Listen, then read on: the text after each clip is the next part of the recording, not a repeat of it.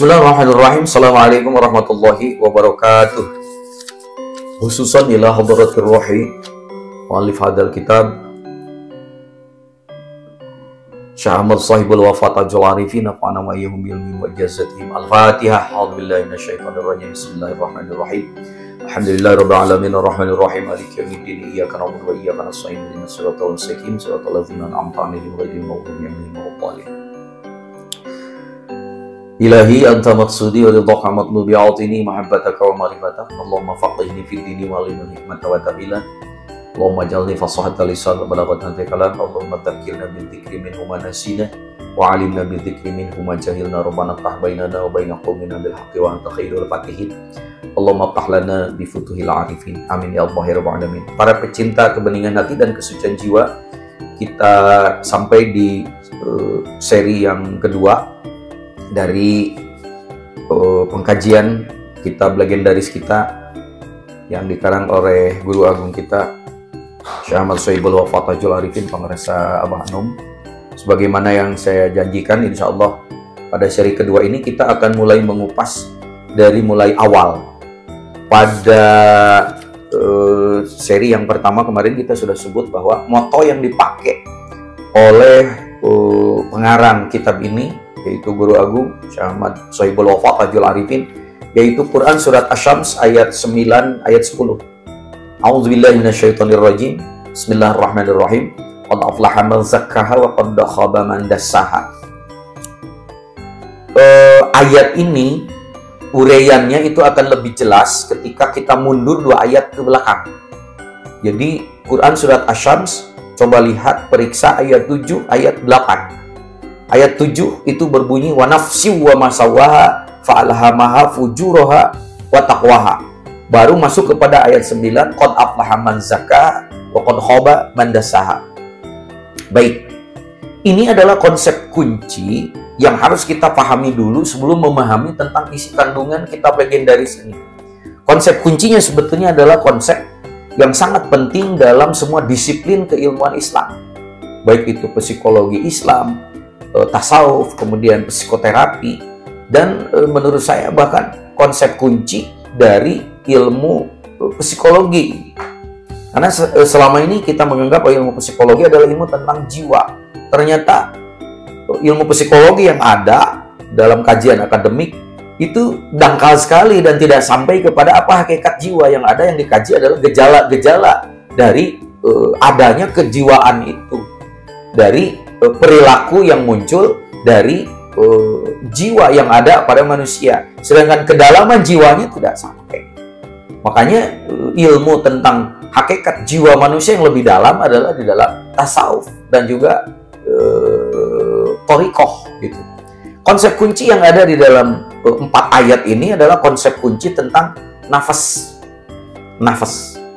Nah, untuk memahami apa itu hakikat nafas, kita harus memahami dulu tentang hakikat interioritas dari dan eksterioritas dari manusia. Selama ini kita menganggap bahwa kita itu hanya dohir batin, kan itu sebutannya.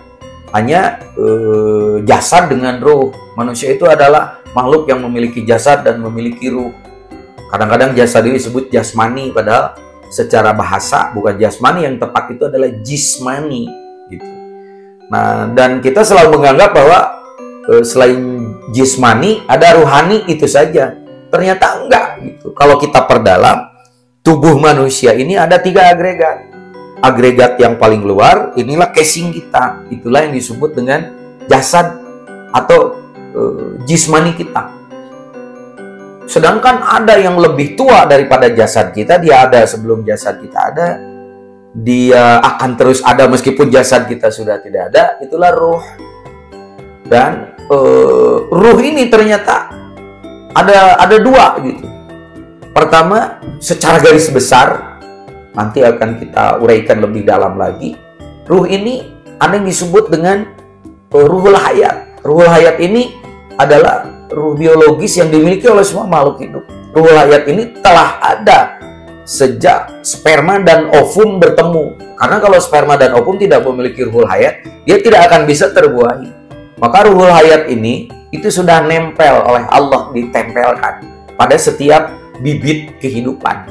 pohon itu bisa hidup karena ada ruh nabati, hewan bisa hidup karena ada ruh hewani. Dan di dalam spermatozoa dan bibit kehidupan manusia itu sudah ada ruhul hayat, ruh insani. Nah, ruh insani ini atau ruhul hayat ini itu menurut Imam Ghazali itu sudah ada lebih dulu ketika terjadi pembuahan. Sehingga ketika janin itu sudah genap usianya 3 bulan 10 hari, ada ruh lagi yang diturunkan oleh Allah yang dimasukkan ke situ. Inilah yang membedakan manusia dengan makhluk yang lain. Menurut beberapa ahli sufi, ada yang menyebut bahwa ini, kalau Imam Ghazali menyebut ini ruh al-munazzalah. Tapi para ahli sufi ada juga yang menyebut dengan ruh yaqdoh. Nah, adanya ruh yaqdoh ini bisa kita rasakan begini. Lihat Quran surat Qaf. Begitu kita tidur, itu kan ada masa anyang-anyang gitu ya. Anyang-anyang itu kondisi yang sudah mulai antara sadar dan tidak sadar dan tidak. Lalu Allah mengatakan, Allah yatawaffal anfus di Quran surat Qaf itu. Allah mewafatkan jiwa manusia, tapi bukan mati. Hanya kesadarannya hilang, pendengarannya hilang, ya, penglihatannya hilang, penciumannya hilang. Mulailah kesadarannya hilang, tapi dia masih bernafas. Ini ruh apa yang ditarik dan digenggam oleh Allah pada saat manusia tidur? Itulah yang disebut ruh yaqdoh atau ruh al-munazzalah. Nantilah kita akan terangkan untuk sebagai pembuka. Nah, ternyata ketika ruh ini dimasukkan ke dalam tubuh manusia, itu muncul agregat yang ketiga gitu loh. Nah, agregat yang ketiga inilah yang disebut dengan nafas. Tapi dalam konsep Al-Quran. Sehingga hakikatnya pada diri manusia itu ada 3 agregat. Ada jismani, lalu kemudian ada rohani, dan ada yang ketiga nafsani. Nah, jismani itulah fisik kita. Dia memiliki keterbatasan karena terbuat dari 4 unsur, ma'un, narun, hawaun, turabun. Dari air, dari api, dari tanah, dari udara. Itulah tubuh kita. Maka tubuh ini tumbuh karena ada unsur-unsur dari saripati yang 4 itu. Makanya tubuh kita ini lemah, kekurangan air, bisa haus, kekurangan zat-zat yang tumbuh dari unsur tanah, kita bisa lapar, dan lain-lain. Maka tubuh atau badan kita ini itu sangat tergantung kepada lingkungan-lingkungan fisik. Dan tubuh ini ketika pulang nanti manusia, dia nggak ikut. Dia hanya masuk di bioskop 21 itu yang 2,5 meter itu. Nah, berbeda dengan ruhani. Ruhani ini adalah, mohon maaf ya saya bahasakan, itu percikan dari ilahi. Karena kalau kita melacak ayat-ayat Al-Quran dan penafsirannya, ternyata ruh ini memiliki sifat-sifat ilahiyah. Kalau badan kita tidur, dia mah enggak. Kalau badan kita senang kepada hal yang fisik, dia mah enggak. Bahkan, karena ruh ini tidak diciptakan, melainkan wa nafakhtu fihi min ruhi, nafakho itu artinya dihembuskan. Maka ruh ini tidak lain adalah percikan ilahi. Karena percikan ilahi, maka dia memiliki sifat-sifat keilahian. Bahkan ketika kita melacak beberapa tafsir, ruh ini sebetulnya tidak mau berpisah dengan asal muasalnya. Sedih sekali kalau ruh ini berpisah dengan asal muasalnya. Makanya sifat dan karakter ruh itu adalah suci, dan dia hanya ingin kembali dan melekat dengan yang maha suci. Sementara dia diperintahkan untuk berkelana masuk ke dunia ini, masuk kepada jasad. Maka ketika ruh di dalam jasad, Al-Quran sendiri menyatakan, Quran surat Al-A'raf, dinyatakan di situ bahwa ruh itu akan mengalami problem.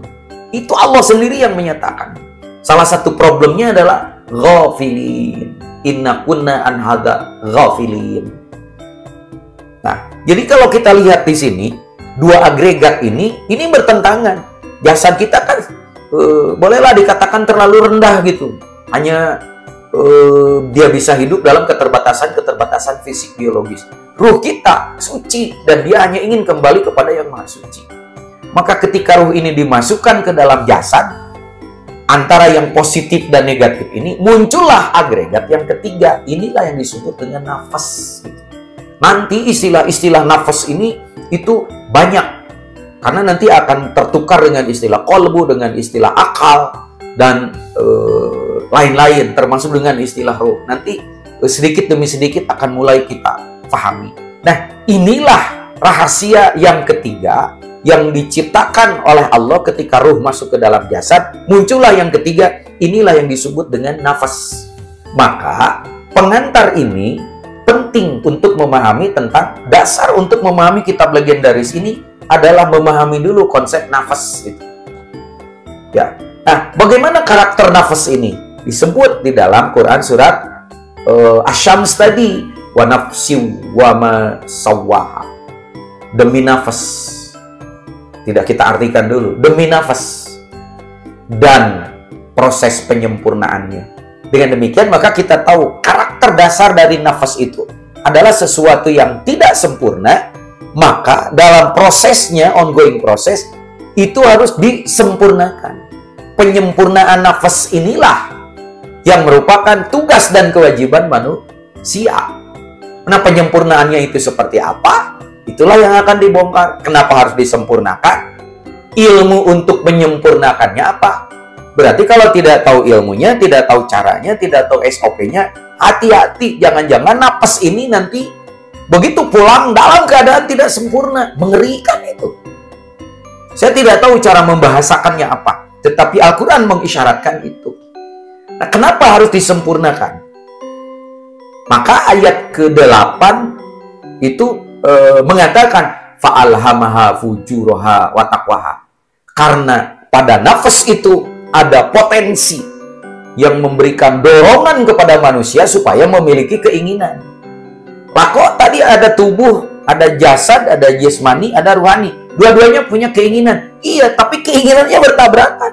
Ruhani mah pengennya ke sana, jasmani mah pengennya hidup di sini di dunia dengan segala kenyamanannya.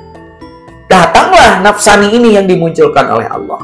Maka nafsani ini dia memiliki dua karakter itu. Dua karakter tarikan antara tarikan dan sifat-sifat karakter jismani dan tarikan dan karakter-karakter rohani. Apa itu? Fa'alhamaha fujuraha wa taqwaha. Karena pada setiap nafas itu Allah memberikan dua dorongan. Yang pertama fa'alhamaha fujuraha, yaitu diberi dorongan ilham fujur. Yang kedua, fa'alhamaha wa taqwaha. Sebetulnya kan begitu. Fa'alhamaha fujuraha wa taqwaha. Yang satu diberi dorongan ilham fujur, yang satu diberi dorongan ilham taqwa. Maka setiap nafas itu dia memiliki senantiasa dua dorongan itu. Dua potensi. Dua drive motivasi. Dorongan baik dan dorongan buruk. Positif dan negatif. Inilah bedanya ilmu nafas dengan istilah nafsu dan jiwa dalam kehidupan sehari-hari. Lah kok beda? Karena dalam kehidupan sehari-hari, kalau kita sudah ngomong nafas dan secara sederhana diterjemahkan dengan istilah nafsu, maka kita selalu berpendapat bahwa nafsu itu konotasinya selalu jelek gitu. Kalau sudah ngomong nafsu dalam konsep dan pemahaman sehari-hari. Misalnya, pemakai nafsu tuh, jangan pakai nafsu lah. Itu nafsu lah. Ada orang misalnya mau kawin lagi, jangan disebut poligami ya. Itu nafsu lah. Ada orang yang pengen membangun apa? Itu kan nafsu duniawi. Masa sih sudah tua masih pengen bangun itu, bangun ini? Itu pasti nafsu. Itu memahami nafsu dalam konteks sehari-hari. Dalam ilmu nafsi yang merupakan pengantar dari kitab karya agung ini tidak begitu. Makanya inilah madkholnya, pintunya untuk memahami kedahsyatan dzikir dalam menyeimbangkan dan menyempurnakan dari perjalanan nafsu yang sudah ada pada diri kita semua. Karena nafsu itu boleh dikatakan di satu sisi ujian, di satu sisi anugerah dari Allah. Kenapa disebut ujian? Karena dengan nafsu ini, manusia diuji dengan dorongan-dorongan dari nafsu itu. Terutama yang jeleknya. Ya, bener nggak nih manusia ini baik? Kalau tidak diuji dengan adanya nafsu, tidak akan teruji. Ada orang yang merasa paling soleh, paling pinter, paling sufi, paling suluk, paling ustadz, paling ulama. Diuji dulu ini karakternya dari dorongan nafsu apa? Bersih nggak dari sisi-sisi fujurnya? Di satu sisi sebagai anugerah, disebut sebagai anugerah karena tanpa nafsu kita tidak memiliki keinginan. Itu yang jadi masalah. Nah, makanya di muqaddamah atau muqaddimah dari kitab ini dibuka dulu konsep tentang nafas. Gitu. Nah, siapakah yang beruntung? Karena kan nanti begini, manusia itu, ya, yang tadi itu, bukan hanya jasad, bukan hanya ruh, bukan hanya jismani, bukan hanya ruhani, tapi ada ini penggeraknya yang selalu aktif, itulah nafas. Nah, sampai di sana tadi kita sudah tahu ternyata nafas itu berbeda pemahamannya dalam kehidupan sehari-hari. Dalam kehidupan sehari-hari nafas itu selalu konotasinya jelek. Dalam konsep Al-Quran ada baiknya, ada buruknya. Inilah yang harus kita pahami dulu. Maka dorongannya kenapa ada baik dan buruk? Karena wa nafsi wa masawa fa'alaha ma fujuraha wa taqwaha. Setiap nafas itu memiliki dorongan untuk baik dan buruk. Nah, sebetulnya nafas ini banyak enggak? Banyak. Ternyata Al-Quran mengisyaratkan paling tidak ada 7. Ada 4 sampai 7 jenis nafas yang diperkenalkan Al-Quran. Sekarang kita mulai menerjemahkan misalnya nafas itu apa? Jiwa. Boleh. Ternyata ada 7 jiwa di dalam nafas itu. Yang pertama, ini di ujung bahasan sesi kedua ini, ada nafas ammaroh. Kita sering menyebutnya amarah, dari kata ammaroh. Itu ada di Quran surat Yusuf ayat 53. Yang kedua ada nafas lawamah. Nafsu lawamah bolehlah kita terjemahkan secara sederhana seperti itu. Ada nafsu amaroh, ada nafsu amarah, bahkan A-nya hilang tinggal marahnya. Kemudian ada nafsu lawamah, itu di Quran surat Al-Qiyamah ayat 2. Ada nafsu sawiyah yang tadi itu diistinbat dari Quran surat Asy-Syams ayat 7. Ada nafsu yang keempat, itulah nafsu mutmainnah. Ada di dalam Quran surat Al-Fajr ayat 27. Ya ayyatuhan nafsul mutmainnah. Dan di antara nafsu itu, nafsu mutmainnah itu dengan amarah itu paling dikenal. Padahal masih ada nafsu-nafsu yang lain. Baik, ada lagi nafsu radiyah yang kelima, dan yang keenam ada nafsu mardiyah. Itu ada di Quran surat Al-Fajr ayat 28. Jadi ayat 27 28 menurut para ahli tafsir itu menyebut tentang 3 jenis nafsu, mutmainnah, radiyah, mardiyah, dan yang terakhir nafsu kamilah. Jadi ada 7. Ammarah, lawamah, sawiyah, mutmainnah, radiyah, mardiyah, kamilah. Semuanya ada di dalam ayat Quran. Berarti kalau berdasarkan teori nafas yang tadi, setiap nafsu-nafsu tadi enggak jelek semua. Ada baiknya. Amaroh itu enggak jelek semua, ada baiknya, ada sisi positifnya, ada manfaatnya. Lawamah juga begitu. Sawiyah juga begitu. Mutmainnah juga begitu. Jangan dikira mutmainnah itu soleh semua. Ada sisi jeleknya. Nah, yang jarang diungkap itu adalah sisi buruknya ini. Yang ada jadi dari dorongan-dorongan ilham fujurnya. Mutmainnah, radiyah juga ada baiknya, ada jeleknya. Mardiyah juga begitu, kamilah juga begitu. Itu saya kira pada sesi yang kedua ini kita sampai kepada bahasan tentang kenapa dimulai dengan ayat qad aflaha man zakkaha wa qad khaba man dassaha sebagai jawaban dari kalau begitu nafsu itu memiliki dorongan baik dan dorongan buruk.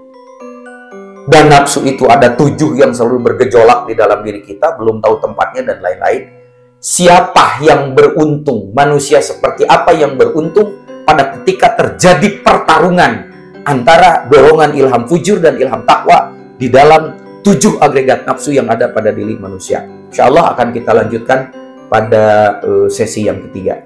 Nafa'ana wa iyyahum bil mima'ijazati. Al-Fatihah. A'udzubillahi minasyaitonirrajim. Bismillahirrahmanirrahim. Alhamdulillahirrahmanirrahim. Maliki yaumiddin. Iyyaka na'budu wa iyyaka nasta'in. Ihdinas siratal mustaqim. Siratal ladzina an'amta 'alaihim ghairil maghdubi 'alaihim waladdallin. Wassalamualaikum warahmatullahi wabarakatuh.